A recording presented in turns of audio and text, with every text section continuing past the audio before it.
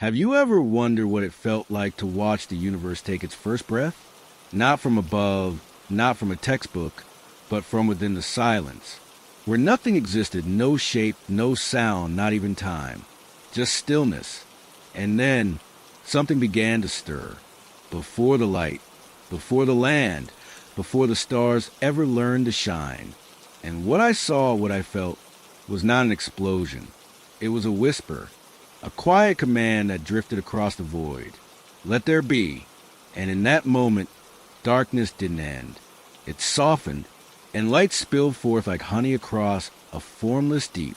Tonight, I'll take you with me back to the very beginning. Back to when everything was nothing, and nothing became everything.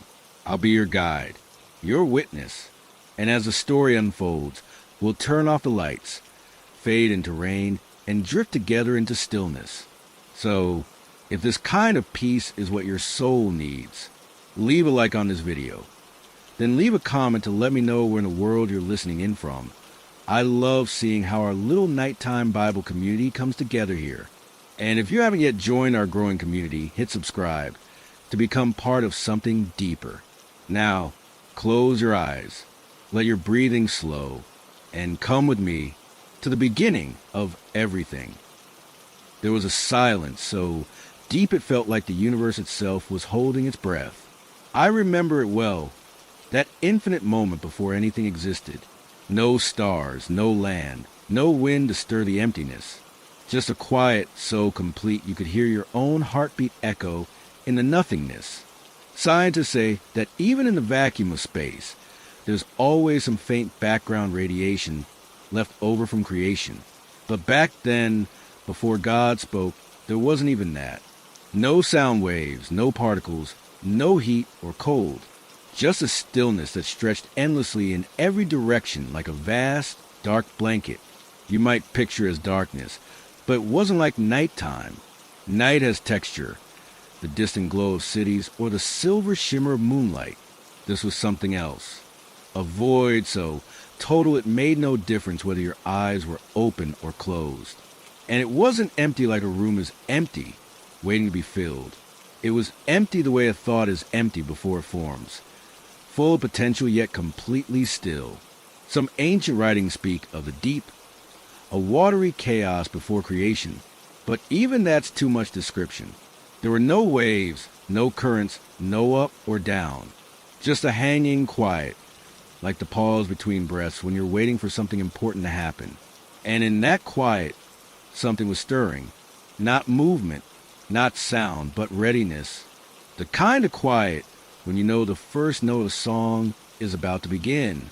If you've ever sat very still in a forest at dawn, you felt something close to it. That moment when the bird stops singing and the air goes perfectly still as if the world is waiting. But multiply that feeling by eternity. Stretch it beyond time, and you might come close to understanding the weight of that silent anticipation. Scientists say the universe began with a singularity, a point smaller than an atom containing all the energy that would ever exist. But before that moment, before the first spark, there was no space for it to expand into. No laws of physics, no time to measure, just God and silence, and then a whisper, not loud, not sudden, but soft like the first blink of waking from a dream. That's how light began, not with a blinding flash, but with a trembling glimmer, as if the darkness itself had flickered awake, like a single candle flame seen from miles away, so faint you might doubt it was ever there, but it was, and everything was about to change. That first light didn't banish the dark all at once. It seeped in gently, like watercolor bleeding into wet paper, as if God knew that creation should begin quietly, so nothing would startle. And then, the voice, not thunder, not command, but a word so simple it shaped the cosmos, light. And with that word, the silence shattered like thin ice underfoot, not into noise, but into possibility. Because once light existed, so did shadows. Once there was a dividing between day and night, there could be everything else. Close your eyes now. Breathe deep what you're feeling, that steady rhythm in your chest. is the same pulse that stirred the void before time began, the same quiet that held its breath until creation whispered back. And as you listen to the next part of the story, remember, you're not just hearing about light. You're hearing how the darkness first learned to fade, and then it came, a light so gentle it seemed to tremble in the dark. It didn't burst forth like an explosion or flood the void with brightness. No, this light arrived like the first faint glow before sunrise, hesitant and soft, as if the darkness had to adjust to its presence. Scientists say the early universe was filled with fog of ionized particles, a swirling plasma that only gradually cleared as light began its journey. But in that first moment, none of that mattered. All that existed was this fragile glow, flickering against the endless black like a candle in a vast cathedral. If you ever sat by a campfire at night, you felt something like it. How the flames don't just push back the dark, they dance with it. That's what this first light was like. Not a conqueror, but a companion to the shadows. The darkness didn't vanish. It simply learned to share the void. There's something sacred in that balance. Day and night weren't enemies, but two halves of one song. Astronomers tell us that the first light would have been different from what we know now. Without stars or galaxies, it wasn't the golden warmth of sunlight or the cool shimmer of moonbeams. This was something purer, a glow without a source, as if the very fabric of existence had begun to hum. Some ancient cultures called it primordial light, not tied to time or place, but simply there, like the breath in your lungs. Close your eyes for a moment and imagine it, not the blazing noon sun, not the piercing beam of flashlight, but gentle radiance that barely touches the edges of the dark. A light that seems to pulse, like the slow blink of fireflies on a summer night. That's how creation began, not with a shout, but with a whisper. Some say light travels at the fastest speed possible in our universe. But back then, there was no space to measure its journey. It simply was. Have you ever noticed how, just before dawn, the horizon doesn't seem to brighten all at once? The darkness thins, as if the night is slowly exhaling. That's how the first light unfolded. 2. A quiet unraveling of the dark, thread by thread. The Bible says God called the light day and the darkness night. Names matter. They give shape to chaos, turn the unfamiliar into something known. Think of how comforting it is to hear the names of things. Sunrise, twilight, midnight. Before that moment, these concepts didn't exist. There was only the unbroken dark. And then the fragile companionship of light. There's a reason we're drawn to campfires, to candlelight, to the soft glow of lamps at dusk.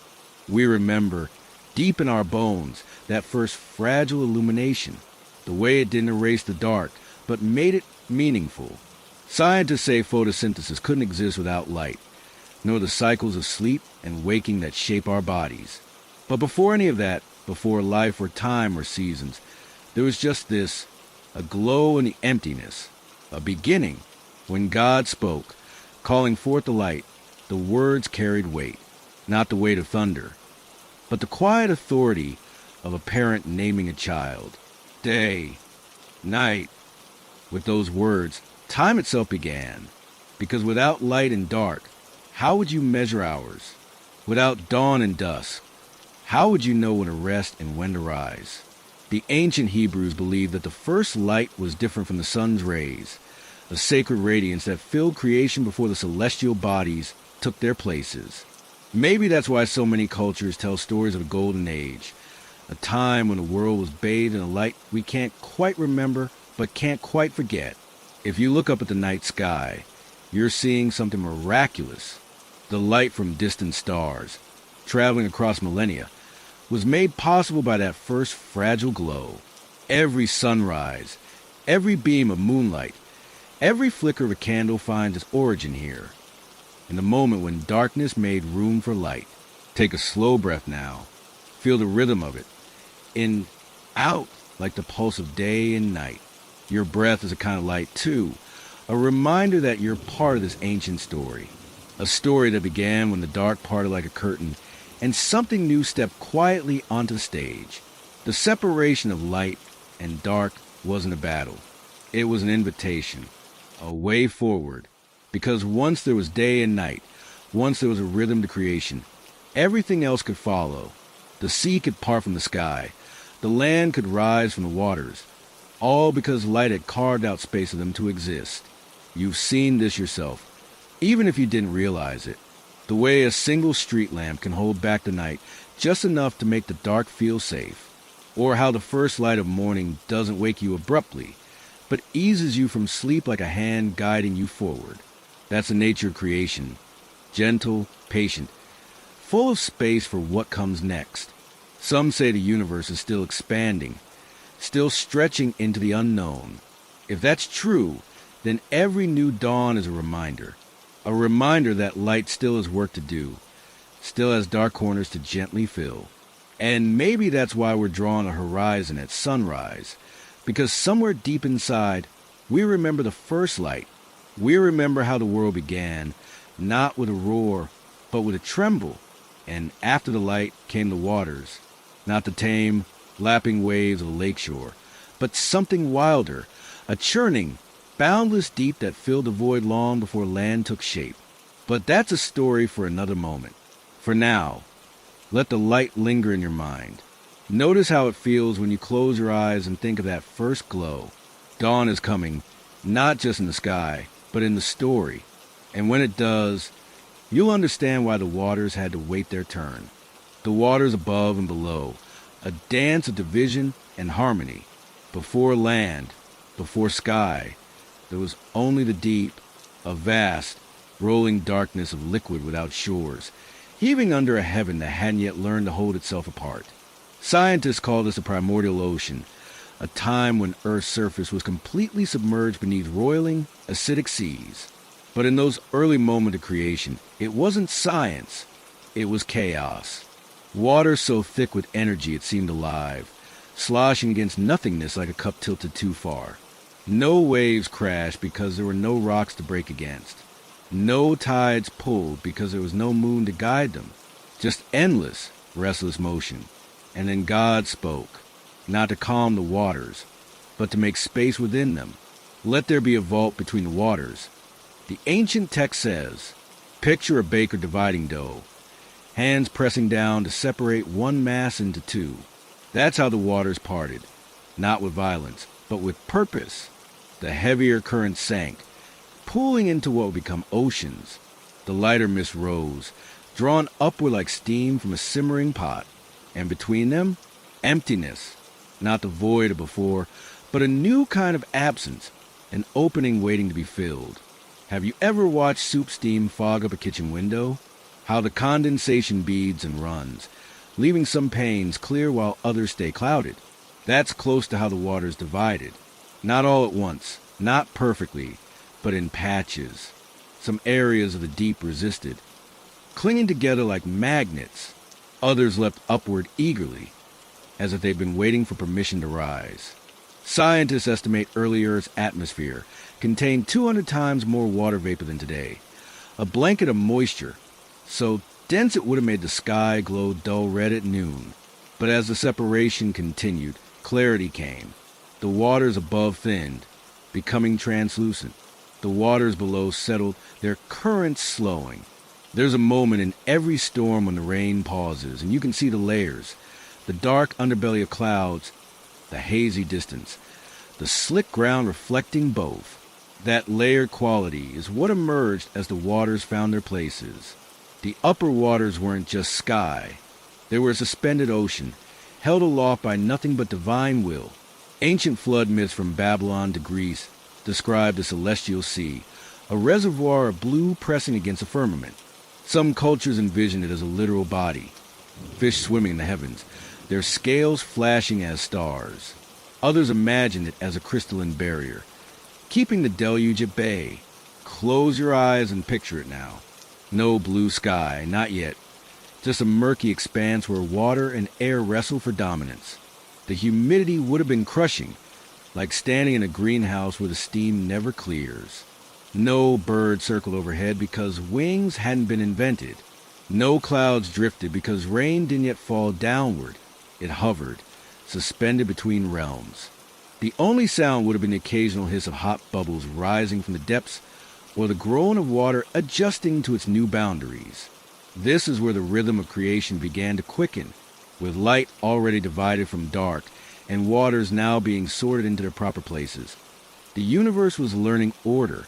Hebrew scholars say the second day of creation, when these separations happened, was the only day God didn't call good.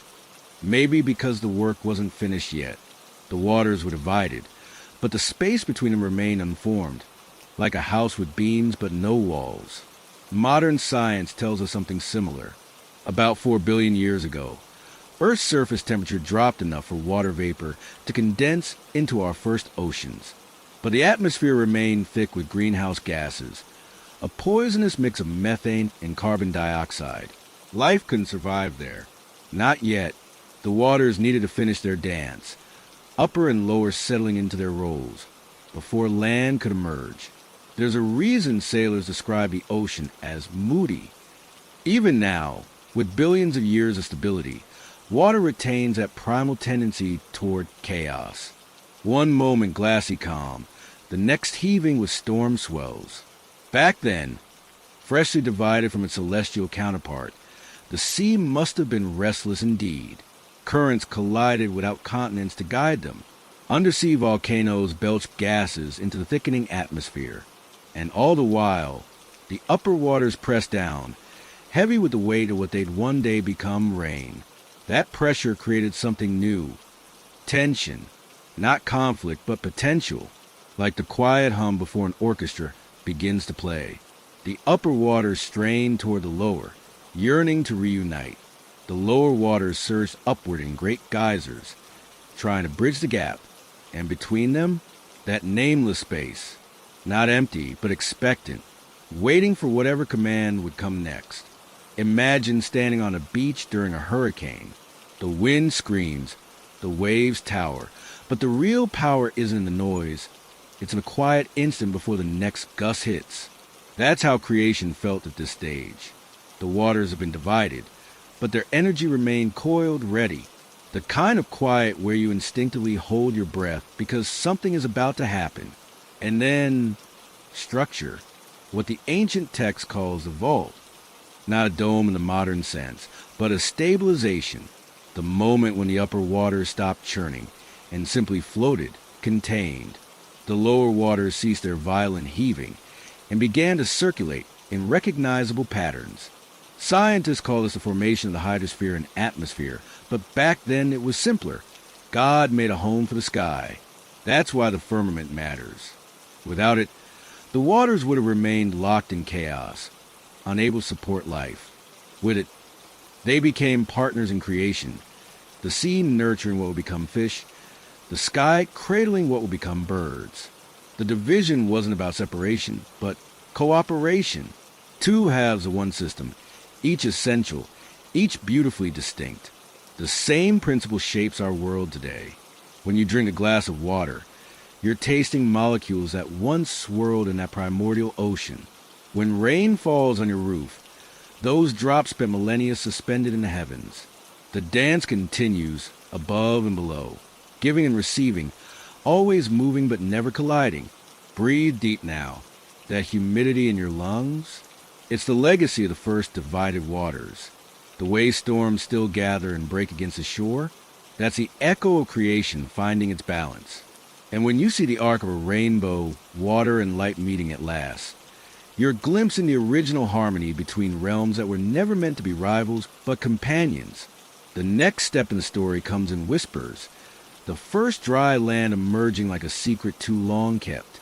But for now, rest here between the waters, upper and lower, sky and sea, held apart so everything else could find its place. The foundation was laid. The stage was set. Not liquid, not vapor, but earth itself, rough and raw and ready to be shaped. But that turning point deserves its own telling, its own space to unfold. The sky stretched like a vast canvas, holding the waters at bay. It wasn't the blue expanse we know today. Not yet. This was something thinner, more fragile, like the skin of a bubble barely strong enough to keep its shape. Scientists say Earth's early atmosphere formed as gases escaped from the planet's molten interior, creating a thin layer between the waters above and below. But in that moment of creation, it felt less like science and more like a held breath. Picture a child blowing soap bubbles on a windy day. How the film stretches tight, shimmering with rainbow colors before it either floats away or pops. The firmament was like that, a delicate barrier trembling between two oceans. One wrong, one shift in pressure, and the waters above might come crashing down. Some ancient Babylonian texts describe this vault as being made of hammered metal, while Egyptian myths speak of a goddess stretching her body across the heavens to keep the celestial sea from flooding the world. The Hebrews called it rakia, not just empty space, but something stretched firm, like leather or beaten gold. At first, the sky didn't color. It was just clarity, a window between realms. The upper waters press against it, heavy with moisture. The lower waters churn beneath, sending up tendrils of steam that collected underneath the dome like condensation on a cold glass. Without the sun's light to refract, the sky would have looked gray, maybe slightly hazy, like looking through a pane of frosted glass. Close your eyes and imagine standing at sea level when only the sea existed. No land, no horizon, just water in every direction, disappearing into a misty ceiling overhead. The air was different back then, thick with nitrogen and carbon dioxide, unbreathable by today's standards. But the dome stabilized it, keeping those early gases from escaping into space like helium from a balloon. Most ancient cultures saw the sky as solid because that's how it felt. When heavy rains came, it seemed the celestial ocean was leaking through cracks in the dome. Hailstones were chunks of the heavenly ice breaking loose. Thunder was the sound of the vault shaking under the weight of the waters. Science tells us the atmosphere is just gas, but back then, it was a miracle of balance. For the first time, there was an up and down. Before the firmament, the waters mingled freely. Now they knew their places, some below, some above, with this new emptiness between them. The word sky comes from an Old Norse term meaning cloud, and that's what it was at first. A layer of heavy vapor, neither liquid nor air, but something in between. You felt this structure without realizing it. When you fly in a plane and see the curve of the horizon, or when thunderstorms build towering anvil clouds that flatten against the tropopause, that invisible ceiling in our atmosphere. The ancients weren't wrong about the dome. They just didn't know how flexible it was. The Bible says God set lights in the sky later, on day 4. But for now, the dome existed on its own, barely holding back the deluge. Ancient flood stories hint at how fragile this balance was. The Mesopotamian epic of Gilgamesh describes a bolt of heaven, holding back the celestial waters, while Greek myths speak of Zeus threatening to release the waters above if humans disobeyed. The Hebrews believed rain only fell when God opened windows in the firmament. Scientists explain this differently. About 2.4 billion years ago, Earth's atmosphere gained enough oxygen to support an ozone layer, our real sky dome that protects us from solar radiation. But in those early days of creation, before photosynthesis, before breathable air, the firmament was more like a holding cell, a temporary structure keeping chaos at bay until the rest of the world could catch up. It's hard for us to grasp how tentative this separation was. Modern satellites show our atmosphere as a razor-thin blue line against the blackness of space. If Earth were an apple, the breathable part would be thinner than the peel. That's how delicate the balance remains, and how much more fragile it must have been when first crafted from nothing. There's a moment in every dawn when the sky stops being black or gray and hints at blue. The firmament didn't even have that at first. It was just clarity, a space where light could travel without being swallowed by the waters. Scientists call this process Rayleigh scattering, how light bounces off air molecules to create blue. But back then, the colors hadn't arrived yet. The upper waters weren't idle. As the dome stabilized, they began their slow transformation. Some condensed into thick clouds that clung to the underside of the vault. Others stayed agitated, swirling in currents astronomers now think may have helped distribute heat across the young planet. Without land to break them up, these early weather patterns would have been vast and relentless, ocean-spanning storms with no coastlines to sap their strength. You've seen remnants of this on summer days when humidity makes the air feel like soup, or when you exhale on a cold morning and see your breath hang before you, water temporarily suspended between states. That's how the firmament worked. Not keeping the waters completely apart, but maintaining the exact distance needed for both to exist without drowning each other. Hebrew scholars debate whether the upper waters still exist. Some say they became the source of rain, while others claim they remain as some hidden celestial reservoir. Science suggests most of Earth's original water came from asteroids and comets, literal waters from above. Maybe both stories are true in their way. The firmament did more than divide. It created perspective. With a sky overhead, the waters below could become something specific. Seas, later to be named. With space clearly defined between realms, light had something to arc across. The stage was nearly set. Stand outside on a clear night. That expanse above you, that's the firmament's legacy. The way clouds gather and disperse, the way storms roll in and out, all possible because millennia ago, the waters agreed to part. Not permanently, not completely, but enough for land to rise, enough for creatures to breathe. Ancient sailors navigating by stars understood the sky's solidity better than we do. They knew its curves intimately, how certain stars only appeared at certain latitudes. Proof the dome marched differently in different places. We laugh now, thinking they believed in a literal glass ceiling. But were they entirely wrong? The Van Allen belts protecting us from solar radiation function much like ancient firmament misdescribed, an invisible shield between us and the void. You carry this memory in your bones, that instinctive relief when storm clouds finally break open, the way desert travelers spot distant rain before it arrives, seeing the curtain of water below the clouds before feeling it. These are echoes of the firmament doing its work millennia ago, maintaining separation so life could flourish between the waters. The word atmosphere comes from the Greek atmos, vapor, and sphera, sphere, basically meaning vapor dome. The ancients understood intuitively what science now proves. Our sky is both barrier and bridge, too thick and sunlight can't reach the ground, too thin and we freeze in the dark. The balance is perfect, precarious, but perfect. Breathe deep now. That air filling your lungs, it's a firmament's gift. The same layer that kept the upper waters at bay now lets oxygen in and carbon dioxide out. The same dome that once trembled under the weight of creation now holds a recipe for every rainbow. In the next part of the story, the waters below would recede. Land would rise, not all at once, but in slow surges like bread dough proofing. Mountains would erupt from the deep. Coastlines would settle into their shapes. But none of that could have happened without the sky dome standing guard overhead, keeping the chaos at arm's length while the world took its proper form. For now, the waters were divided. The light had its rhythm. The dome stood firm. And underneath it all, something new was about to emerge in the depths, rough, rocky, and ready to be named. The stage was set. The players were ready. The first act was almost over. The waters had obeyed. The darkness had yielded. The light proved steadfast. And so, as all good stories go, it was time for something solid. The earth emerged, rough and raw, from the retreating waters. At first it wasn't land as we know it, just ridges and peaks breaking the surface like the backs of sleeping giants.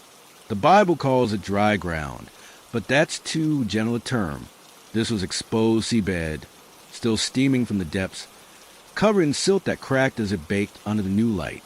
Scientists say early Earth's continents formed as volcanic rock cooled and rose above the ocean floor, creating the first stable crust about 4 billion years ago. But in the creation story, it happened faster, the waters drawing back like a curtain to reveal what had been hidden beneath them all along. The first land didn't appear all at once. Some areas rose slowly, grain by grain, as currents carried sediment into shallow areas. Other spots burst upward in volcanic upheavals, molten rock meeting seawater with violent hisses. You wouldn't recognize these land masses today. No familiar coastlines or mountain ranges, just jagged protrusions in a world still mostly water. The air smelled like wet stone and salt. Nothing green growing yet to sweeten it. If you stood on that newborn shore, your feet would sink into sediment still loose from its underwater cradle. Geologists call this period the Hadean Eon, Earth's fiery infancy. The rock beneath your shoes would have been darker than modern granite, rich in minerals like olivine and pyroxene that form under extreme heat. No soil softened the surface. No roots held it together. Just bare stone radiating retained warmth from the planet's molten core. The shorelines weren't gentle curves, but fractured edges where the crust had cooled unevenly. Tide pools didn't exist because tides themselves were still irregular, pulled by a moon that had only recently been captured in Earth's orbit. As the waters receded, they left behind patterns in the mud, ripples and ridges that hardened in the unfamiliar air.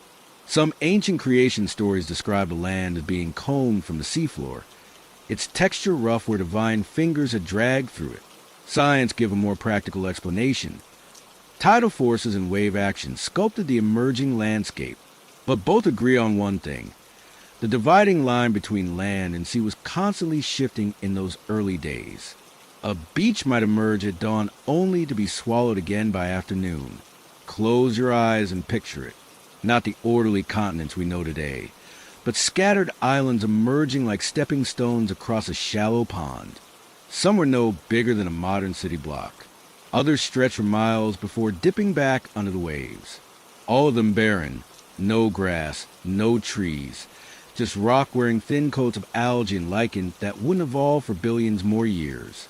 The Bible simplifies this process into a single divine command: let the waters under the sky be gathered to one place. But anyone who's watched the tide go out knows water doesn't obey easily. It fights for every inch. The retreating seas carved channels between the newborn land masses. These weren't orderly rivers yet, just run-off paths where water sought its lowest point. Some cut deep canyons through soft stone. Others spread wide and shallow, leaving behind sandbars that vanished with the next storm. The air above them shimmered with evaporating moisture, creating localized rains that fell only to evaporate again before reaching the ground. A cycle scientists call the steam atmosphere phase. There's a sound barrier islands make when first exposed to air. The trapped gases escaping from porous rock sound like faint sighing. That's what the first land would have been. A chorus of small releases as each new acre stabilized. The ground itself was unstable. Without plant roots to anchor it, loose sediment slid back into the water at the slightest disturbance. Avalanches of gravel rattled down newborn slopes. Granite faces sheared off in great sheets as temperature changes stressed the rock. The Bible gives this moment a name: earth, not dirt or soil, but the solid foundation beneath them. Hebrew scholars note the word shares its root with firmness, the quality most needed in that shifting time. Ancient Sumerian texts describe a land goddess Ki being separated from her watery twin, the sea god Namu, a poetic way of saying what geologists confirm. Continental crust first differentiated from oceanic crust through density differences. Lighter minerals floated upward, while heavier ones sank. What's miraculous isn't that land formed, but that it held. Early Earth's crust was thin enough that magma frequently broke through, creating lava lakes that could swallow whole regions. The gravitational pull of the nearby moon caused land to bulge and settle like breathing. Meteor showers pocked the surface with craters that later filled with water. Yet through all this, enough stable ground remained for what came next: the first hints of life. Scientists drilling into ancient bedrock have found zircon crystals dating back 4.4 billion years, evidence that some crust survived even the heaviest bombardments. The Genesis account skips these details, moving straight to the naming. God called the dry ground land and the gathered waters seas. Names matter. They turn chaos into order, the unrecognizable into something familiar. Sailors still understand this when they chart unnamed coves or unexplored islands. To name a place proves it's real. You felt this primal land-sea tension if you walked the beach at sunset, the way waves lick at your footprints, claiming the sand back inch by inch, or how coastal cliffs erode over centuries, resisting the ocean's constant hunger. These are echoes of that first separation.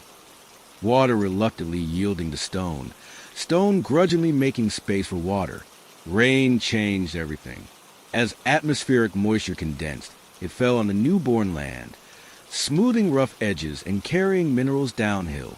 Still no rivers carved valleys, just temporary runoff channels that shifted with each storm. The first ponds formed in volcanic depressions, their waters acidic from dissolved gases. Some scientists believe these shallow pools became cradles for prebiotic chemistry, simple molecules combining into more complex ones under ultraviolet light. The Bible pauses here to note God's approval. And God saw that it was good. Not perfect, not finished, but fundamentally sound. The foundation was laid. The stage was set. And in the sheltered spaces between rock and retreating tide, something new was about to stir. Not mineral, not water, but the first hesitant green reaching for the light. For now, picture the quiet of that newborn world. No bird song, no wind through leaves, just the waves on stone and the occasional rumble of shifting tectonic plates. The air smelled of wet granite and ozone, nothing flowery or sweet. Land animals wouldn't arrive for ages. Even microbes barely clung to existence. But the simple fact of dry ground changed everything. With land came stability.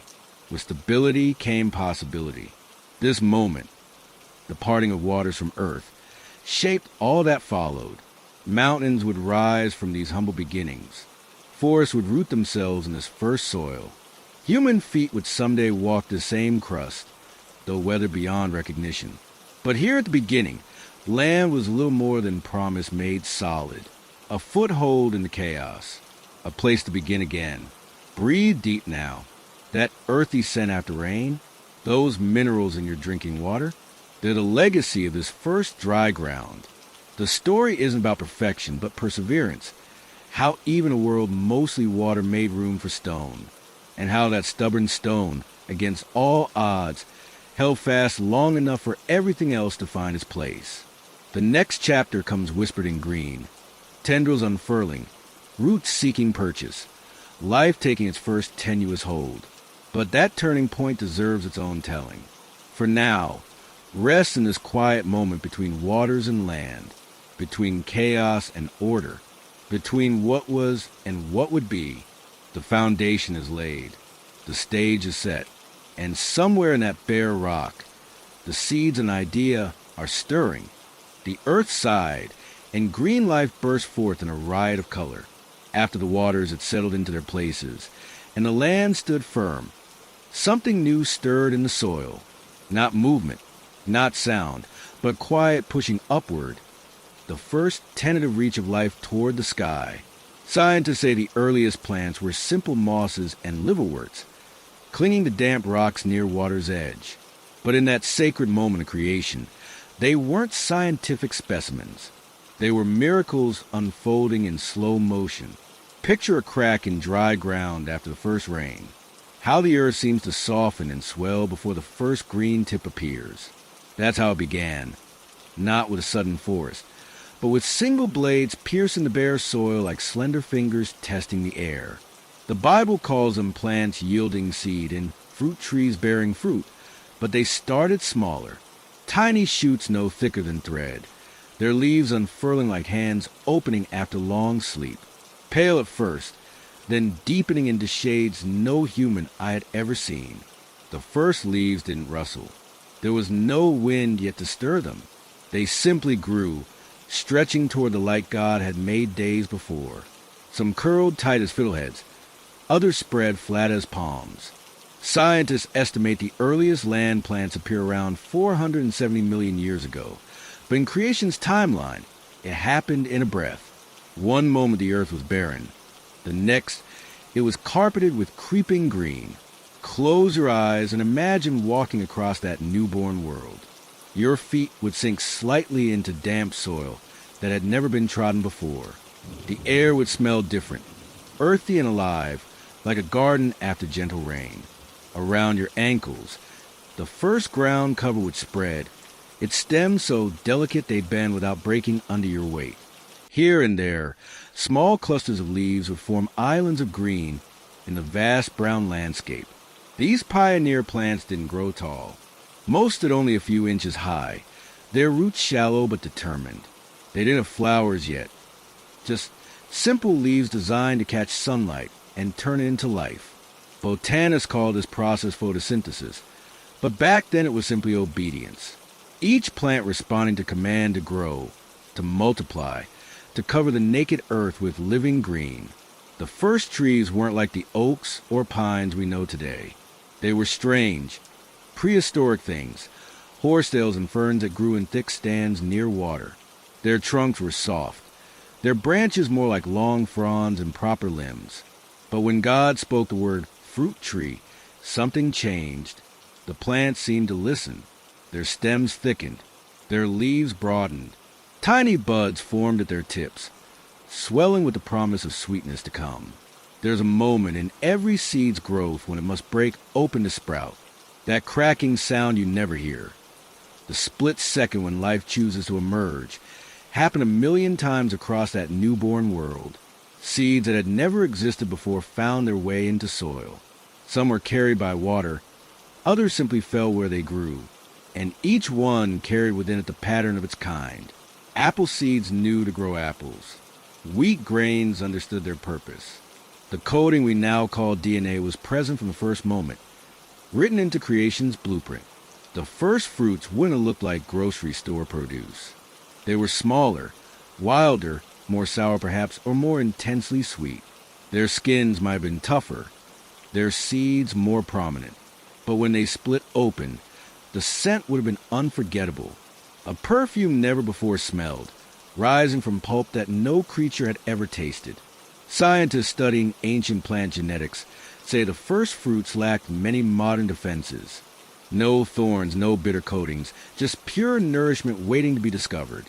Maybe that's why the creation account emphasizes trees with fruit in which is their seed. These plants weren't just surviving, they were preparing. Their fruits carried the next generation within them, their seeds holding entire forests in miniature. The first grasses came later, spreading across open ground like a living blanket. Their stems bent easily, their roots wove deep. Where the soil was poor, lichens clung to rocks, breaking them down into richer earth. Where water pooled, reeds stood sentinel at the edges. Every plant had its place, its purpose, from the tallest cycad to the humblest clover. If you've ever kept a garden, you know the quiet satisfaction of watching seeds sprout. That tiny miracle happens every time, but in that first garden of the world, it was breathtaking. Vines began exploring, their tendrils reaching for anything to climb. Bushes formed dense thickets where nothing had grown before. And all the while, the soil itself changed, becoming richer as leaves fell and decayed, feeding the next generation of growth. The Bible says these plants were made according to their kinds, not random experiments, but deliberate designs. Maple trees produced maple seeds. Rose bushes bore roses. Even then, before bees or butterflies, the flowers knew their shapes, petals arranged in perfect spirals, colors blending in ways that would one day attract pollinators. There's a cedar tree in Lebanon said to be over 1,000 years old. Its roots have gripped the same patch of earth for centuries. But every giant tree began as something small, a seedling no bigger than your fingernail, pushing through soil to find the sun. That's how the first forest started, not with towering canopies, but with countless tiny victories of growth, each plant playing its part in greening the world. Take a deep breath now. That oxygen filling your lungs, the first plants produced it, converting sunlight into air we could one day breathe. The cotton in your clothes, the wood in your house, the wheat in your bread, all trace their lineage back to this moment when the earth first dressed itself in green. Some ancient cultures worshipped nature spirits they believed lived in trees. Maybe they sensed what science now confirms, that plants communicate through chemical signals, that forest of networks linking tree to tree. Those hidden connections began here, in the quiet cooperation of roots sharing nutrients, leaves sharing shade. The first rainfall would have been a revelation, not the violent storms of earlier days, but gentle drops pattering on leaves that had never felt water from above. The sound would have been soft at first, individual drops hitting broad plant surfaces. Then, as more plants grew, a chorus of rustling and dripping, the world's first lullaby. When God named the plants, it wasn't just classification, it was relationship. To name something is to know it, to recognize its purpose. Cedar, hyssop, fig. Each word carried the weight of intention. These weren't accidental growths, but gifts planted with care. Today, when you bite into an apple or run your hand through tall grass, you're touching that original blessing. The command to grow still echoes in every leaf that unfurls, every bud that swells with nectar. And when autumn comes and leaves turn gold, remember, even their dying is part of the plan, making way for new life when spring returns. The plants were ready now. Their roots held the soil steady. Their leaves purified the air. Their fruits and seeds carried promises of future harvests. All they needed was someone to tend them, to enjoy them, to walk among their shade. But that part of the story would come later, when the garden had a keeper. For now, close your eyes and picture that pristine world. No stumps from logging, no fields plowed under, just endless varieties of green stretching as far as the eye could see. The first garden was complete. The stage was set. And high above the canopy, the lights were about to come on in a way no one could imagine. Because next came the stars, not just points of light, but fiery furnaces that would warm the earth by day and guide travelers by night. But that's another story, one written across the vast canvas of the sky. For now, rest here among the leaves. Breathe in their freshness. And remember, every plant you've ever seen owes its existence to this moment when the earth first wore green like a robe of honor. The vegetation had obeyed. The ground was no longer bare. And as the plants grew and multiplied, they did something remarkable.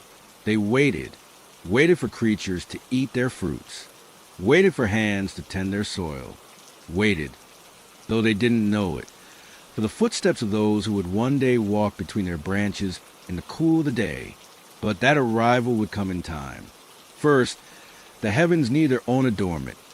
Not just a dome that held back the waters, but lights that marked seasons, days, years. The plants had their turn. Now it was time for the sky to receive its jewels. The heavens ignited, 1,000 points of light waking in the dark. At first, just a few faint glimmers pierced the expanse, like lanterns being lit one by one across a vast plain. Then more appeared, then more, until the night was no longer empty, but filled with a shimmering tapestry of stars. Scientists tell us the first stars formed about 180 million years after the Big Bang, immense balls of gas burning with fierce intensity. But in that moment of creation, they weren't scientific phenomena. They were quiet miracles kindled by a word. Before these lights appeared, the sky had been uniform, just an arch holding back the upper waters. Now it became something alive, something that changed. The greater light for day, what we call the sun, burned steady and warm, its rays reaching down to touch the green earth. The lesser light for night, the moon, glowed with reflected brilliance, its face marking the passage of time. And around them, countless stars took their places, each one a tiny sun glimpsed from impossible distances. Ancient astronomers thought the stars were fixed to a crystal sphere, rotating around the earth. We now know they're scattered across unimaginable space, some so far away their light takes billions of years to reach us. But in that first moment when they appeared, distance didn't matter. They were simply there, sudden and beautiful, filling the darkness with points of reference. If you've ever stood under a truly dark sky, far from city lights, you felt something close to what that first night must have been like. The way stars don't just twinkle but seem to breathe, their light wavering slightly as it passes through the atmosphere. The Milky Way stretching overhead like a spill of milk across black velvet. Ancient people imagined patterns in those stars, bears and hunters, bulls and scorpions. But before any myths were told about them, they were just lights in the darkness, markers for seasons and days and years. The sun didn't rise that first morning like our sun rises today. There were no clouds to color, no horizon to silhouette. It simply appeared in the expanse, its light striking the earth full force. Tropical plants would have felt it first, their leaves angling toward the warmth. Then temperate zones, then the poles, each region receiving exactly what it needed. Scientists estimate early sunlight was only about 70% as strong as today's, but to a world that had known only the soft glow of primordial light, it must have seemed brilliantly strong. The moon's appearance would have been stranger still. Without craters or seas yet visible, it would have shone with an even, pearly light, its surface perfectly smooth. And the stars, those first stars, would have burned hotter and died younger than the ones we see today. Their light was bluer, their nuclear fires raging fiercely through lighter elements. Some exploded in spectacular supernovae, scattering heavier elements that would one day form planets and people. There's a moment at every campfire when the last log breaks apart, sending up a shower of sparks that hang bright against the night before fading. That's how some stars would have looked in those early skies. Here for a glorious moment, then gone. Others would burn steadily on, their light a constant through generations. And because there was no light pollution, no atmosphere thick with smoke and dust, every star would have been sharp and clear, even in the daytime. The Bible says God set these lights in the sky to separate day from night, to mark sacred times, to give light to the earth. They weren't random. They served purposes. The sun's path would define seasons, its journey north bringing summer, south bringing winter. The moon's phases would track months, its waxing and waning becoming nature's calendar. Stars would guide travelers, their patterns constant through the centuries. Even the simple rhythm of day and night would shape all life to come, determining when animals hunted and when they slept, when plants opened their leaves and when they rested. Have you ever noticed how birds begin singing before dawn? Or how flowers often close at sunset? These rhythms were set in motion when the heavenly bodies took their places. The stars didn't just illuminate the world, they ordered it, giving structure to time itself. Your own body remembers this, waking and sleeping with the light, feeling restless under a full moon, rejoicing when spring's longer days arrive. Sailors once navigated by stars, using their steady positions to cross trackless oceans. Farmers planted and harvested by the moon's phases. Ancient priests used celestial alignments to mark holy days. All this began with those first stars appearing in the sky, each one placed with intention. Scientists marvel that the universe is fine-tuned for life, that if gravity were slightly stronger or weaker, if nuclear forces were different, stars wouldn't exist. Yet there they were, burning perfectly, predictably, from their first moment. The light reaching your eyes from even the nearest star is already old, having traveled years through space. The Hubble Space Telescope has captured images of galaxies so distant their light has taken 13 billion years to reach us. Yet on that fourth day of creation, distance didn't matter. Near or far, every star was equally present, equally new. Imagine looking up and seeing not just thousands of stars, but millions, with none of them yet named or mapped. Just a breathtaking randomness that somehow felt ordered. There's a reason every human culture has created stories about the stars. They speak to something deep within us, some memory of that first awe-filled night when the darkness became beautiful. Your ancestors, no matter where they lived, looked up at those same stars and wondered, worshipped, navigated, and dreamed beneath them. The stars witnessed empires rise and fall, civilizations flower and fade, yet remain constant, faithful to their courses. When God named the stars, it wasn't like naming pets or children. It was an act of mastery, of intimate knowledge. The Bible says God calls each star by name, knowing them completely. Scientists estimate there are 200 billion trillion stars in the observable universe, yet the one who made them knows each one. There's comfort in that, in the thought that whatever vastness surrounds us, it isn't random or uncaring, but known and loved by its creator. Your body carries stardust within it, carbon, nitrogen, oxygen atoms forged in stellar furnaces, and scattered across the galaxy by supernovae. The iron in your blood, the calcium in your bones, all came from stars that died long before the Earth was formed. When Genesis says humans were made from dust, it's more literal than ancient people could have known. You are quite literally star stuff, shaped into life by the same hands that placed those stars in the sky. The stars were ready now, burning steadily in their places. The Earth had its rhythm, day and night, seasons and years marked reliably by heavenly motions. All that remained was to fill the waiting seas and skies with creatures to enjoy them. But that's another part of the story, one that begins with the waters suddenly teeming with life too numerous to count. For now, though, look up, whether it's day or night where you are. Some of those first stars still shine, unchanged in their faithfulness, still marking time as they were made to do. They've seen the whole story unfold, from the first green shoots to the rise of cities, and they'll keep watching until the last dawn breaks. Breathe deep and picture those early skies, so much darker and clearer than our own. Then picture first sea creatures emerging into that starlit world. But that wonder deserves its own telling. For now, rest under the same stars that have guided generations before you. Their constancy a quiet reminder that even in chaos, there are patterns older than time itself. The sea would soon teem. The air would soon fill with wings. But none of it would have been possible without these faithful lights holding their watch above creation. The waters teemed with life, each creature a whispered divine thought. One moment the sea was still, its surface broken only by the occasional ripple. The next, it boiled with motion as shapes darted beneath the waves. Not just one kind of creature, but many, each perfectly suited to its place in the deep. Scientists say the first sea animals appeared around 540 million years ago, in what they call the Cambrian explosion. But in creation's time, it happened gently, like a painter adding detail to a nearly finished work. At first, the movements were small, tiny shrimp-like creatures no bigger than a fingernail, their transparent bodies flickering through sunlit water. Then came the fish, some sleek and fast for open water, others flat and wide for resting on the seafloor.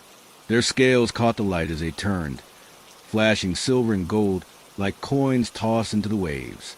The Bible calls them the great sea creatures and every living thing that moves, but that simple description hides incredible variety. Some had fins like fans, others like oars. Some traveled in schools that moved as one body, while others hunted alone in the shadows. The coral reefs began forming almost immediately. Tiny polyps built limestone castles that would one day become rainbow-colored cities beneath the sea. Anemones opened their flower-like arms to the current. Jellyfish pulsed through the water like living lanterns, their tentacles trailing behind them, every niche filled. From the shallow tide pools to the crushing blackness of the deep trenches, creatures with glowing lures for attracting prey, others with tough shells for protection, some that could change color to match their surroundings, each one a solution to some question only the Creator had asked. If you ever put your face underwater near a reef, you've seen something like that first underwater world. The way fish dart in and out of crevices, how sunlight filters down in wavering beams. But imagine it without any human footprints. No plastic floating by, no bleached coral, just pure, thriving life. The water would have been clearer then, free of pollution, the colors brighter, since no creature yet needed camouflage from fishermen's nets. The largest sea creatures came last, the whales and great sharks. Their massive bodies moved slowly through the deep, singing songs that carried for miles. Some scientists believe blue whales are the largest animals to ever exist, even bigger than dinosaurs. Yet they live on tiny krill, straining tons of water through their baleen plates. This too was part of the design. The great feeding the small sustaining the great. Every creature had its place, its purpose, from the microscopic plankton to the 100-foot leviathans. Shellfish clustered along the shorelines, their hard cases protecting soft bodies inside. Octopuses explored rocky crevices, their 8 arms testing every surface. Schools of sardines moved like liquid metal, twisting away from predators in perfect unison. And through it all, the water itself carried life. Eggs and larvae drifting on currents, tiny copepods swarming in dense clouds, algae blooming where sunlight reached. The sea wasn't just full of life. It was alive, every drop teeming with creatures too small to see. The deep sea held its own wonders. Anglerfish with glowing lures dangling before toothy mouths. Giant tube worms clustered around hydrothermal vents, thriving in water hot enough to melt lead. Transparent squid that could vanish with a flick of their tails. These creatures would never see sunlight, yet they flourish in eternal night. Proof that life could adapt to any environment. Scientists still discover new species in the ocean depths, reminders of how much we don't yet know about these watery realms. Tide pools became miniature worlds where starfish crept along rocks and hermit crabs traded shells as they grew. Sea turtles paddled through warm currents, their flippers leaving trails of bubbles. Dolphins broke the surface in joyful arcs, their clicks and whistles forming a language we still barely understand. Every creature moved to its own rhythm.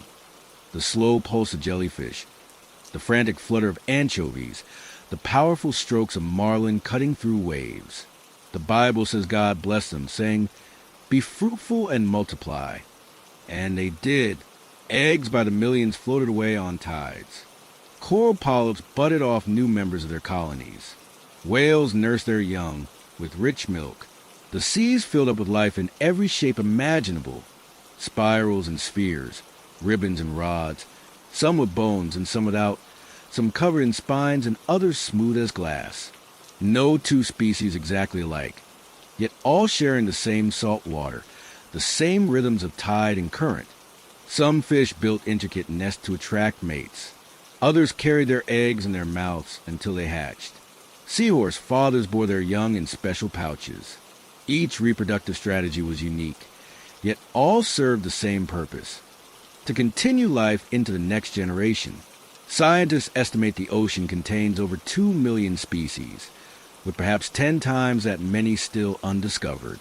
All that diversity began here, with those first creatures answering God's command to fill the waters. The food chains formed naturally. Small fish ate plankton. Bigger fish ate small fish. Sharks and orcas sat at the top, keeping populations in balance. But death wasn't wasteful. Fallen creatures nourished scavengers on the seafloor, their bodies returning nutrients to the system. The ocean became a perfect cycle of life and renewal, each creature's existence supporting others in ways we're still discovering. If you've ever kept an aquarium, you've seen a tiny piece of this balance. How the fish waste feeds the plants, how the plants oxygenate the water. Now imagine that system across the entire planet. Every creature playing its part without human intervention. That was the sea as first created, not just a collection of animals, but a complex, interwoven community where nothing was wasted and every life had value. The water itself changed as life flourished. Early oceans were likely greenish and murky, but as photosynthetic plankton spread, they released oxygen, clearing the water and eventually making the sky above turn blue. The creatures adapted too, developing better eyes to see in dim light, stronger fins for battling currents, clever ways to hide or hunt. Yet through all these changes, the original command remained: be fruitful, fill the waters. And they did, generation after generation, down to the present day. When God looked at what he had made and called it good, he saw not just individual creatures, but the whole system working together. The coral protecting small fish, the small fish feeding bigger ones, the big fish eventually dying and nourishing the coral. A perfect circle, unbroken until human interference came much later. Even now, despite overfishing and pollution, the sea remembers that original blessing, struggling to maintain the balance it was given. Your own body remembers the sea too. The salt concentration in your blood matches that of ocean water. Your cells swim in fluid, just as those first creatures swam in the primal deep. Every time you taste sweat on your lips or cry tears, you're tasting the ancient sea that birthed all life. Scientists believe life began in the ocean, and our bodies carry that heritage in every heartbeat. The sea creatures were complete now, filling their waters from surface to abyss. But the sky above remained empty of life, a blue dome waiting for its own inhabitants. That would change soon, when the first wings beat against the air and a new kind of creature learned the freedom of flight. But for now, the sea rested, content in its fullness, each wave carrying the echo of that first blessing. Be fruitful, multiply, fill the waters. And they had, abundantly, beautifully, perfectly. The stage was set for the next act of creation, one that would take place not in water, but in air. But that's another story, waiting just beyond the horizon where sea meets sky. The sky filled with wings, each beat a hymn of praise. It began with a single bird, perhaps a small, drab creature like those first feathered dinosaur scientists have found fossilized in China. But soon the air was alive with motion as more took flight. Not just one kind, but many. Soaring raptors, darting songbirds, wading shorebird with legs like twigs. The Bible calls them every winged bird, and in that simple phrase lies untold variety. The first feathers would have been simple things, not the sleek plumes we know today, but fuzzy proto-feathers good for warmth rather than flight. Yet even these early wings could catch air, letting their owners glide from tree to ground or ground to tree. Over time, they refined, shafts grew stronger, veins interlocked more tightly, until true flight became possible. Scientists estimate the first birds capable of sustained flight appeared around 150 million years ago. But in creation's timeline, it happened in moments. Picture those early skies. No contrails, no city lights below, just endless blue stretching over unbroken wilderness. The birds didn't need migration routes yet. The whole world was their home. Some nested in cliffs, others in trees just beginning to fruit. Their songs filled the air, not the complex tunes of modern birds, but simpler calls marking territory or attracting mates. The larger birds came next, herons stalking through shallows, eagles riding thermals high above. Their wingspan stretched several feet, shadows passing over the ground beneath. Seabirds like gulls and pelicans claimed the coastlines, diving for fish newly abundant in the waters. Scientists believe early birds had teeth and claws unlike their modern descendants, reminders of their reptilian ancestors. Small birds flocked together for safety, moving in coordinated clouds that twisted and turned as one. Larger predators hunted alone or in pairs, sharp eyes scanning for movement below. Woodpeckers drilled into bark just beginning to harden on young trees. Hummingbirds sipped nectar from the first flowers, their wings beating too fast to see. Each bird filled a niche. Some ate seeds starting to fall from plants. Others caught insects buzzing near the water. Carrion feeders cleaned up remains, keeping the land tidy. The food chains balanced perfectly. No species overrunning another. Each population kept in check by natural limits. Bird bones are hollow. Scientists tell us, strengthened by struts like the supports in airplane wings. This design makes them light enough to fly, yet strong enough to endure turbulence.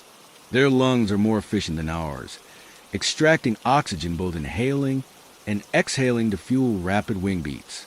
Even their feathers are marvels, waterproof yet flexible, providing insulation as well as lift. The first bird nest would have been simple affairs. Twigs loosely piled in tree crotches or hollows scooped from dirt banks. But already instincts guided their construction. Certain shapes held together better, certain materials insulated more thoroughly. Parent birds took turns incubating eggs, their body heat keeping embryos alive until chirping voices cracked through shells. Migration patterns hadn't yet formed. With uniform climate across the young earth, birds could stay in one place year-round. But the rhythms of flight were already present.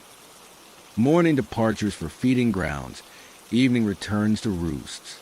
Some species flew only short hops between branches. Others ranged for miles, wings rarely still from dawn until dusk. Waterfowl paddled across lakes, their webbed feet pushing against currents. Wading birds stood motionless for hours, waiting to spear passing fish. Birds of prey dove at impossible speeds, talons outstretched. Each hunting method worked perfectly for its purpose. No wasted energy, no ineffective techniques. The sky became layered. High flyers cruised above storm clouds. Medium flyers worked air currents along cliffs and valleys. Low flyers skimmed just above grass or waves. Their paths rarely crossed, each altitude supporting different lifestyles. Scientists call this aerial stratification, nature's way of maximizing limited space. Bird songs serve purposes beyond beauty. Males proclaim territories with repetitive calls. Mates recognize each other's voices in dense foliage. Alarm cries warned of predators approaching. Even a flap of wings communicated. A quiet takeoff versus a panicked escape.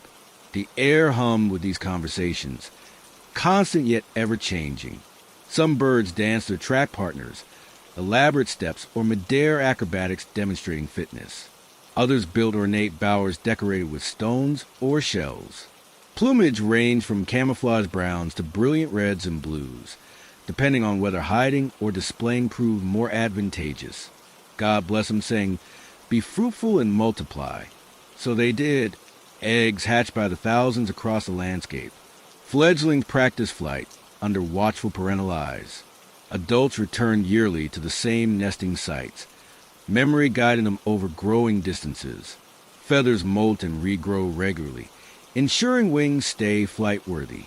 Broken bones heal quickly thanks to specialized avian biology.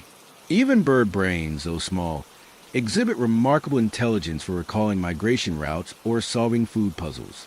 Every aspect of their design speaks to purpose.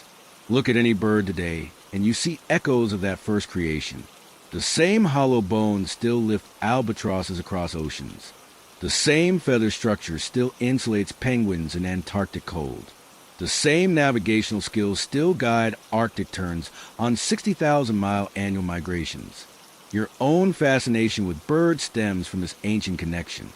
Their flight represents freedom your earthbound body can't know. Their songs speak to some deep memory of pristine wilderness. Even city pigeons retain the essence of their wild ancestors. If you watch long enough, you'll see it. Birds were the first to fully master an element, not just living on land or in water, but moving confidently through air itself. They mapped invisible currents long before humans understood aerodynamics. Their very existence proclaimed that gravity wasn't absolute. With the right design, even Earth's pull could be overcome. The naming of birds carried significance beyond labels. To name something is to recognize its essence. The swiftness of falcons, the patience of herons, the joy of larks. These weren't random assignments, but acknowledgments of each creature's unique role in creation's tapestry. Close your eyes and listen. That birdsong outside your window, its roots stretch back to these first avian voices praising their maker simply by being what they were made to be. Birds complete the waters, have their own inhabitants now. Next, the earth itself will stir with creatures walking rather than flying or swimming. But that's another chapter waiting just beyond this one. For now, picture those early skies vibrant with wings, the original masters of the air taking joyful possession of their domain. The earth trembled under the weight of new life, each step a prayer. First came the small creatures, rodents scurrying through grass still damp with morning dew, insects buzzing between newly bloomed flowers. Then larger shapes emerged, deer stepping delicately from forest shadows, their hooves leaving soft impressions in untouched soil. Scientists say the first land animals appear around 370 million years ago, evolving from fish that developed limbs to walk on land. But in creation's time, they arrived fully formed, each kind answering God's call to fill the earth. The variety was stunning. Some animals walked on 4 legs, others on 2. Some had fur, others scales or thick hides. Grazers ate the abundant plants, their flat teeth perfect for grinding leaves. Predators kept populations in check, their sharp canines designed for quick kills. Small burrowers dug tunnels that aerated the soil, improving plant growth. The Bible mentions cattle and creeping things, beasts of the earth. Simple categories holding countless variations. Early mammals were likely small, nocturnal creatures avoiding dinosaur predators according to fossil records. But in creation's perfect beginnings, size and danger balanced perfectly. No species overwhelmed another. Rabbits multiplied quickly, but had foxes to hunt them. Deer bred abundantly, but wolves maintained their numbers. Even insects had predators. Birds by day, bats by night. Each creature had its place, its purpose, fitting into patterns older than time. The grasslands teemed with herds moving like living rivers across plains. Zebras striped in patterns confusing to predators. Elephants walking in matriarchal lines, their trunks testing scents on the wind. Giraffes stretching long necks to reach treetop, leaves no other animal could touch.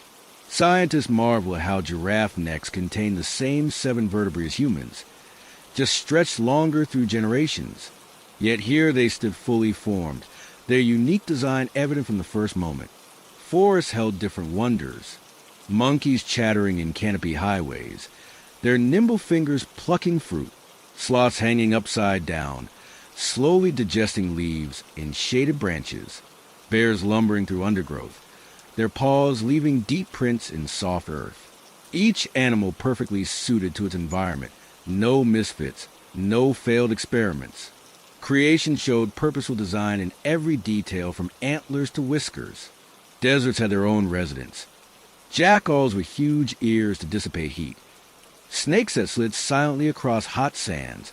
Lizards that dance on hind legs to escape burning ground. Even here, in what humans would call wastelands, life flourished. Creatures needed no water bottles or sunscreen. Their bodies adapted perfectly to harsh conditions through divine engineering. Mountains echoed with the calls of sure-footed goats clinging to cliffs, their hooves gripping stone like rubber. Eagles nested on inaccessible ledges, watching for movement far below. Marmots popped from burrows to sun themselves on rocks, whistling warnings at shadows overhead. High altitude didn't trouble these specialists. Their lungs extracted scarce oxygen efficiently. Their fur repelled freezing winds. The night shift brought different hunters and hunted. Owls with silent feathers swooping on muffled wings. Bats echolocating insects too small to see. Possums playing dead while predators lost interest. Fireflies signaling with cold light in mating displays. Scientists estimate 3/4 of land animals are nocturnal, a fact already evident in that first created darkness when so many eyes gleamed in moonlight. Pack animals demonstrated early community. Wolves cooperating to bring down large prey. Meerkats standing guard while others dug for grubs. Wild dogs taking turns babysitting pups so all adults could hunt. Even solitary creatures like tigers showed care. Mothers gently carrying cubs by the scruff to safer dens. The Bible mentions no animal cruelty before the fall. Perhaps these natural behaviors were gentler then, free from desperation. Burrowers shaped the land itself. Earthworms aerating soil with their tunnels became nature's plows. Prairie dogs building entire underground cities that shelter hundreds. Moles pushing up ridges of dirt that redirected rainfall. Their constant working improved the earth's fertility, preparing perfect conditions for seeds to sprout and roots to spread. Reptiles basked on sun-warmed rocks, their scales glittering like jewels. Turtles moved slowly but surely toward water, carrying homes on their backs. Chameleons changed colors not just for camouflage, but to regulate body temperature, a feature scientists only recently understood. Each adaptation served multiple purposes, revealing layers of thoughtful design. The first animal sounds would have startled the quiet world. Lions roaring across savannas to mark territory. Howler monkeys declaring dawn with echoing cries. Crickets chirping rhythms older than music. These weren't noises but communications, warning signals, mating calls, location pings. The earth had been silent except for wind and water. Now it lived through countless voices. Migration instincts amazed from beginning. Caribou trekking hundreds of miles to calving grounds they'd never seen. Butterflies fluttering across continents to ancestral breeding sites. Salmon fighting upstream with uncanny homing abilities. These journeys required no learning. The knowledge was written into DNA, as much part of each creature as its fur or fins. Play behaviors surfaced quickly too. Otter pups sliding down mudbanks over and over. Young deer leaping simply for joy. Dolphins riding waves with no purpose but fun. These glimpses suggested creation wasn't just functional but joyful, with pleasure built into the system. God saw these moments and called them good. Specialized eaters balanced ecosystems perfectly. Koalas consuming only eucalyptus leaves that other animals avoided. Woodpeckers extracting insect from bark no other beak could penetrate. Anteaters with tongues perfectly sized for termite mounds. Nothing was wasted. Every niche filled, every resource used efficiently. The blessing came simply. Be fruitful and multiply. And they did. Cubs nursed. Fledglings left nests. Eggs hatched by the thousands. Population spread across mountains and valleys, forests and plains. No habitat remained empty. From polar ice to tropical jungle, life adapted and thrived. Genetic diversity ensured resilience against disease or disaster. Symbiotic relationships blossomed naturally. Clownfish sheltered in anemones that stung others. Oxpeckers cleaned ticks from rhino hides. Bees pollinated flowers while gathering nectar. These weren't accidents, but intricate partnerships designed to bless both participants. The web of life connected all creatures in ways science is still discovering. Defensive adaptations protected without cruelty. Porcupine quills deterred without poisoning. Skunk spray washed away eventually. Armadillo armor bent, but rarely broke. Predators and prey existed in careful equilibrium where both could survive. Not the bloody struggle we know today, but a gentler balance where death served life efficiently. Hibernation and estivation solved seasonal extremes. Bears slept through cold months living on stored fat. Desert tortoises buried themselves during droughts, slowing metabolism to survive. These ingenious solutions to environmental challenges reflected forethought, not random chance. Every creature had what it needed to endure. Social structures varied beautifully. Elephant herds protected young communally. Wolf packs established clear hierarchies. Flocking birds moved as single organisms. Solitary leopards marked vast territories. Each system worked perfectly for those living it. No right or wrong way, just different expressions of God's creativity. The naming of animals carried deep significance. To name something is to understand its essence, the loyalty of dogs, the independence of cats, the persistence of donkeys. These weren't arbitrary labels, but revelations of each creature's purpose in the grand design. Your household pets still carry echoes of that original perfection. When your dog wags its tail at your return, or your cat purrs contentedly in sunlight, you're glimpsing the harmony of Eden. Modern breeding has altered appearances, but not essential natures. The core remains untouched by human interference.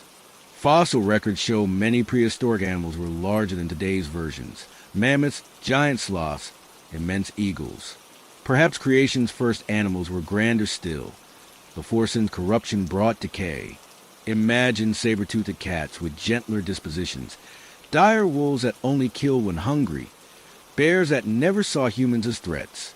The land was filled now, every habitat occupied, every niche accounted for. But one creature was missing. One made not just to live on Earth, but to care for it, to name its fellow creatures, to walk with their creator in the cool of the day.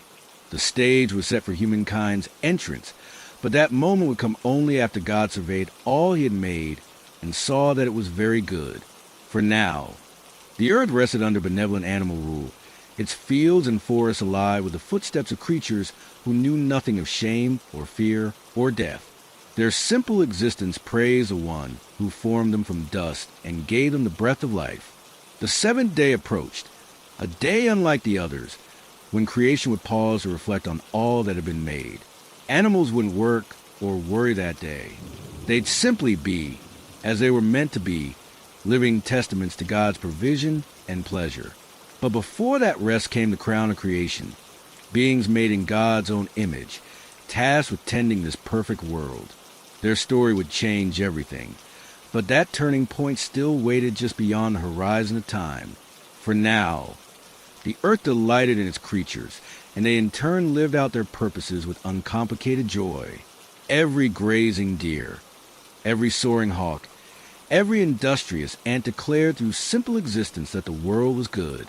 More than good, complete. Almost. And then, from the dust, a new breath, a reflection of the divine. The earth had been filled with creatures, each wonderful in its own way, but now something different took shape. Not just another animal, but a being made in God's own image. Scientists studying human origins talk about the gradual development of Homo sapiens from earlier hominids. But Genesis tells a different story, one where humanity appears fully formed, conscious from the first moment. The process began simply enough. God gathered dust from the ground, the same elements that formed stars and mountains and trees.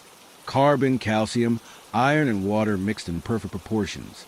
But then came the miracle. The breath of life breathed directly into that dust-formed body. The Bible calls this the neshama, a Hebrew word meaning more than just oxygen intake. It signifies the soul, the spark of consciousness that separates humans from other creatures. Your own breath right now carries that same sacred echo. These first humans weren't primitive cave dwellers. Archaeologists often depict early humans as rough hunter-gatherers, but the biblical account suggests otherwise. Adam and Eve were created mature, intelligent, capable of language and reason from their first moments. They walked upright, their hands free to create and cultivate, their brains at full capacity for art, music, mathematics, though these wouldn't develop until later. The potential was there from the beginning, woven into their DNA. Genesis says humans were made male and female simultaneously, not one than the other, but together as complementary halves of one whole.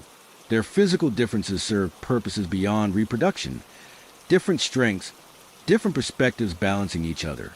Scientists note how male and female brains process information differently, how hormones affect behavior in distinct ways. These variations weren't accidents, but intentional design features. The first man opened his eyes to a world already prepared for him. Fruit trees bore ready-to-eat produce. Grazing animals lived peacefully nearby. Clear streams provided fresh water. His body was perfectly adapted to this environment. Feet that could walk long distances, hands that could grasp tools, skin that protected yet could feel a gentle breeze. Every sense worked flawlessly. He could see colors, hear bird songs, smell flowers, taste sweetness, touch textures. God gave these first humans responsibility, what the Bible calls dominion over creation, not reckless exploitation, but careful stewardship. They were to tend the garden, name the animals, keep the systems running smoothly.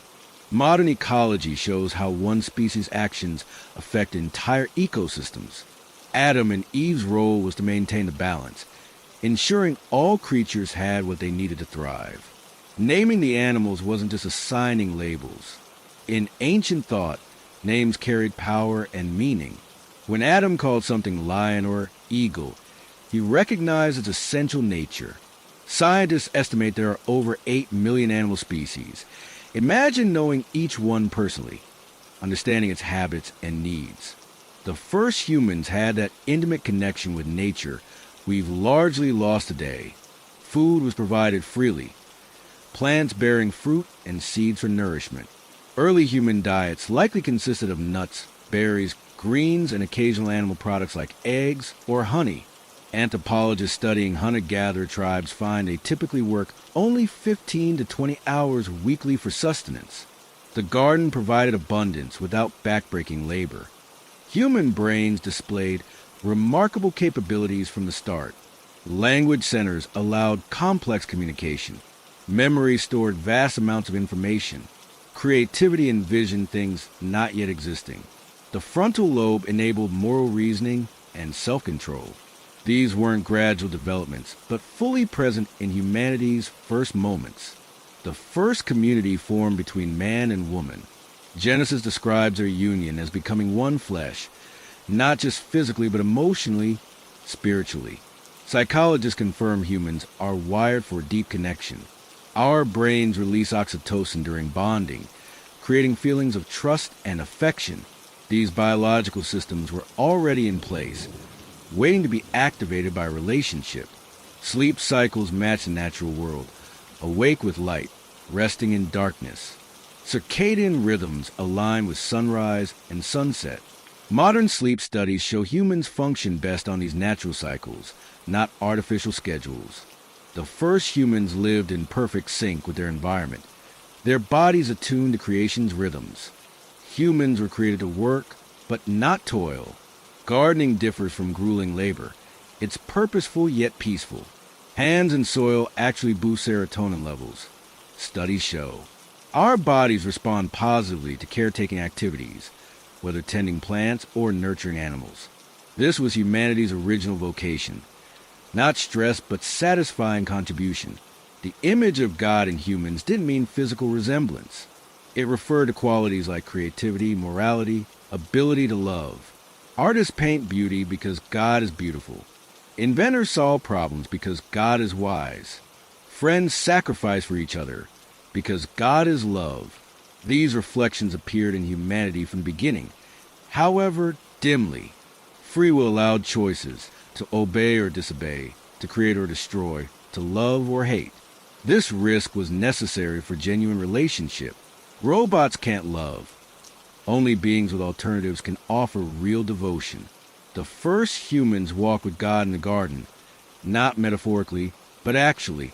Their communion was direct, unhindered by sin or shame. Prayer wasn't needed because conversation happened face to face. Imagine knowing the Creator personally, asking questions and receiving immediate answers, experiencing perfect guidance without uncertainty or fear. Rest was built into human design from the start. The seventh day approached, a day when God would pause creation's work and simply enjoy what had been made.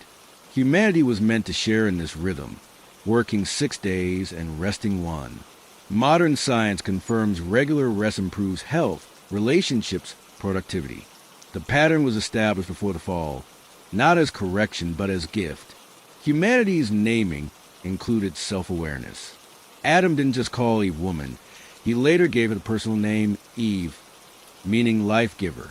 This act demonstrated understanding of individuality and purpose.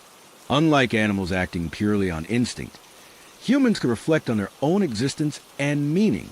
The body's design revealed forethought. Eyes that could see colors and details. Ears that detected a range of pitches.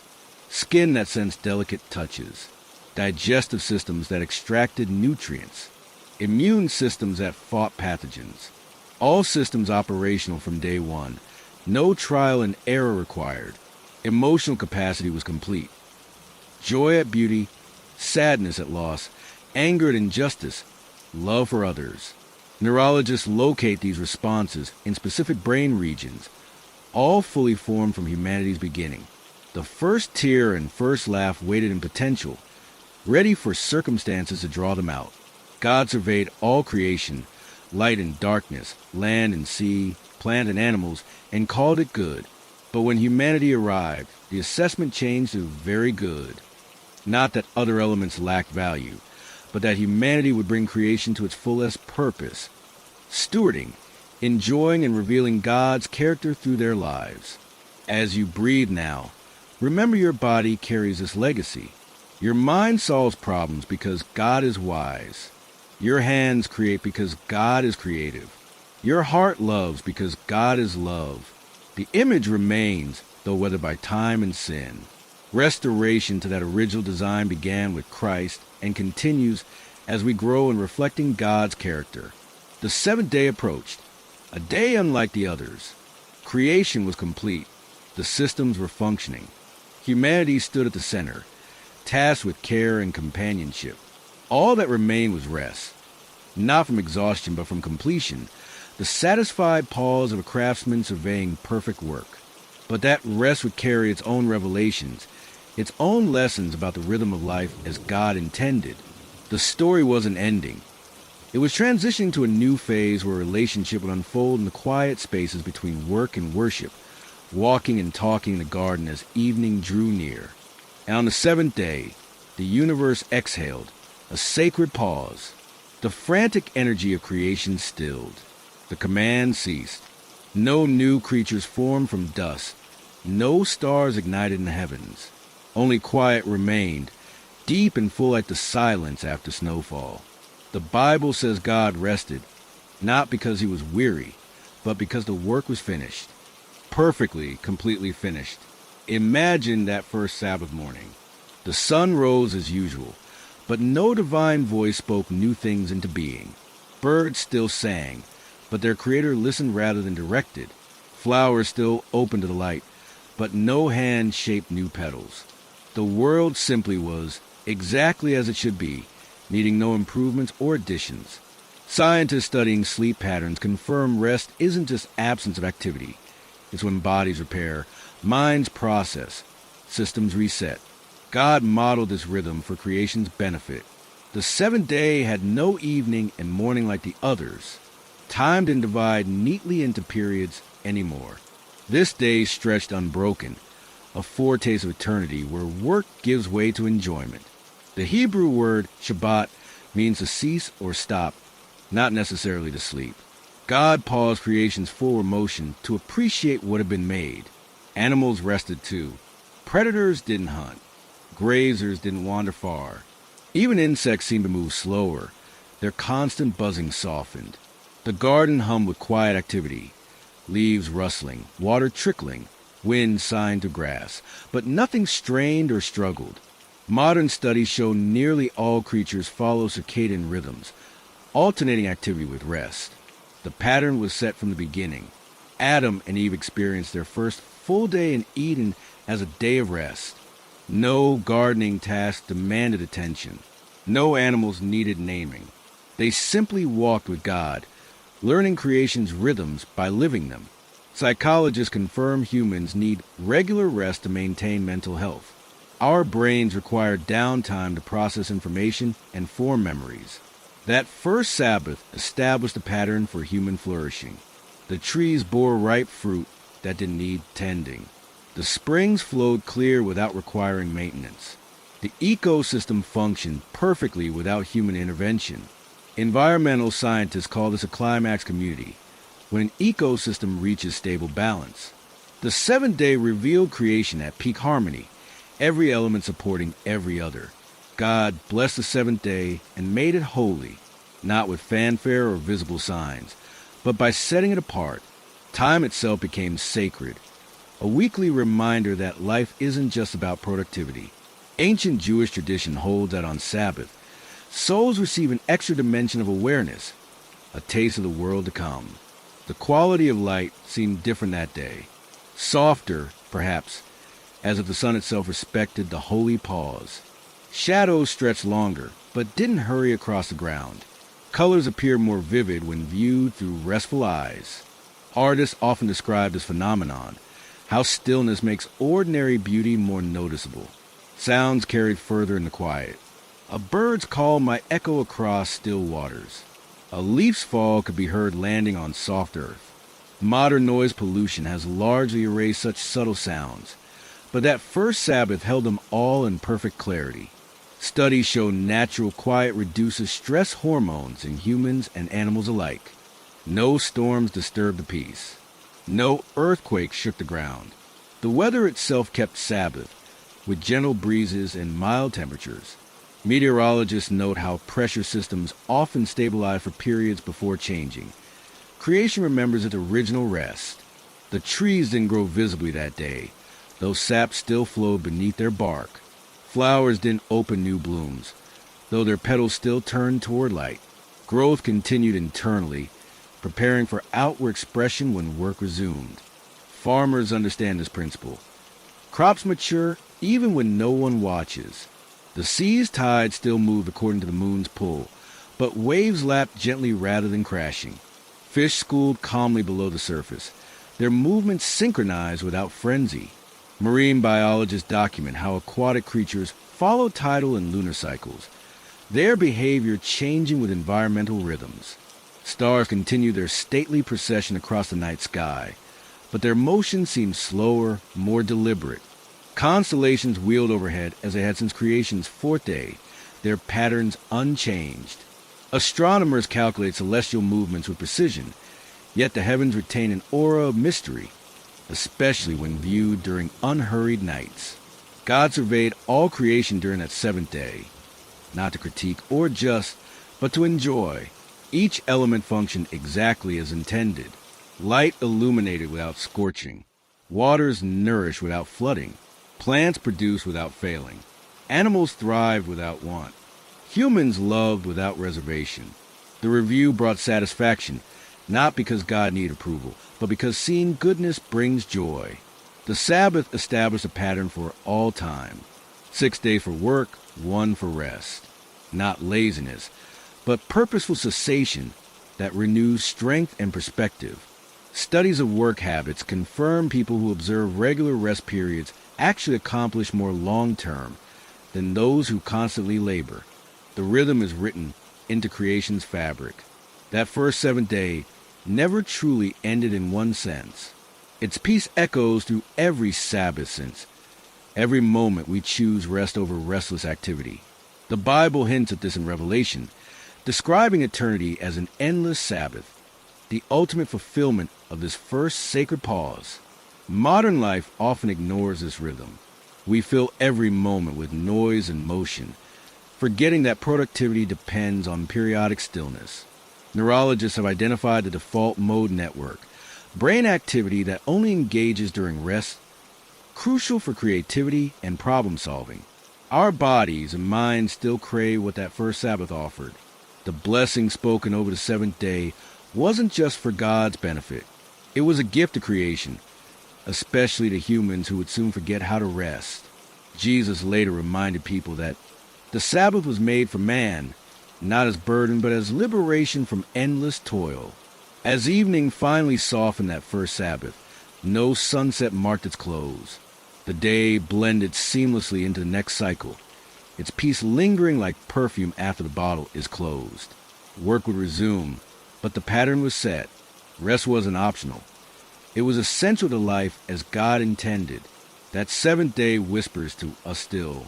In the hush before dawn, when the world holds its breath. In the satisfied fatigue after meaningful work. In the quiet moments when we lay down burdens and simply exist. The original Sabbath wasn't just a day. It was an invitation to trust that the world continues even when we pause. Scientists marvel at cosmic background radiation. The afterglow of creation still detectable across the universe. But a deeper echo remains. The original Sabbath's call to cease, to rest, to be. Our bodies remember even when our schedules forget. The rhythm persists in our need for sleep, in seasons of dormancy, in the relief of vacations. God didn't rest from weariness, but from completion. The work was perfect, needing no additions or corrections. Modern craftsmen understand this feeling.